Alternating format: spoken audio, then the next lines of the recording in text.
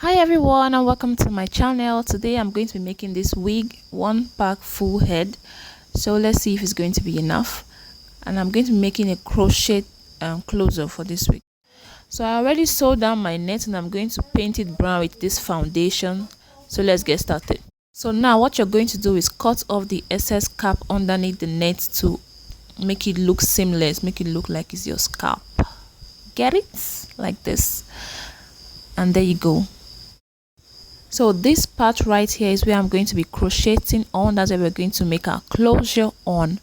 So first let's make the wig, and I'm not going to be sewing directly on where the cap has started because we want to keep like free space for the band to be able to be elastic. When you sew directly on it where the band has started, is going to be tight on the head, so you want to keep like a few inch, like 1 inch before you start making the wig, so you give room for the elasticity of the band to be active,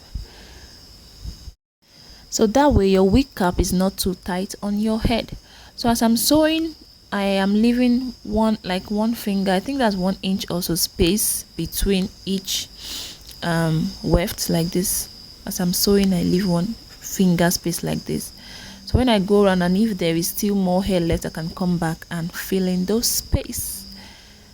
So this part, when you fold the wig, like when you're sewing and you fold the wig, is going to be bulky, but when you cut it and then you continue sewing, it's going to be flat. So it's your choice. If you want your wig to be full, you can fold it instead of cutting and continue sewing.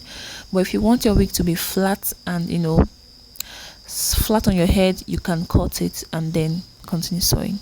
Am I making sense? I hope I'm making sense. So when I'm just going to continue sewing it like this until I get to the top parts, and I'll show you guys how I do the closure.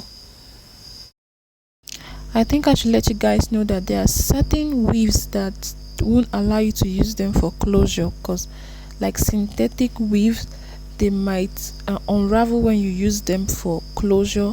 So what you want to do is, when you knot it, you double knot it. When you single knot it, it might unravel, so you have to double knot it, then it's going to be secure. The hair I'm using for this is not synthetic, is so guys, for the closure you're going to need these 3 things: your crochet needle, your scissors, and that kind of comb. You're just going to cut off the weave on like this, very close to the weft, and then you use your tail comb to remove those short part of the weave on like this. So you just fold the hair into 2, and then you start crocheting with your tiny crochet needle like this. So you can just put it in random holes at the beginning, and you can take it big or small depending on how full you want it to be. I'm just taking it any size because this is the first round. In the second line, I'll take it little by little. So the hair I'm using is not that synthetic, you understand? It has texture, like human hair. So when you knot it once, it holds because of the texture, it doesn't unravel. So you want to look for that kind of weave on to make your closure with. Get it?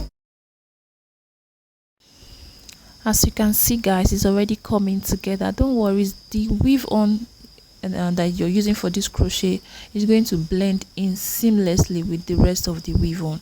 Don't feel like it's going to be too short or anything. It's going to blend in. Look at it, it's so seamless, as if it's an already made closure. Guys, look at this, check it out now.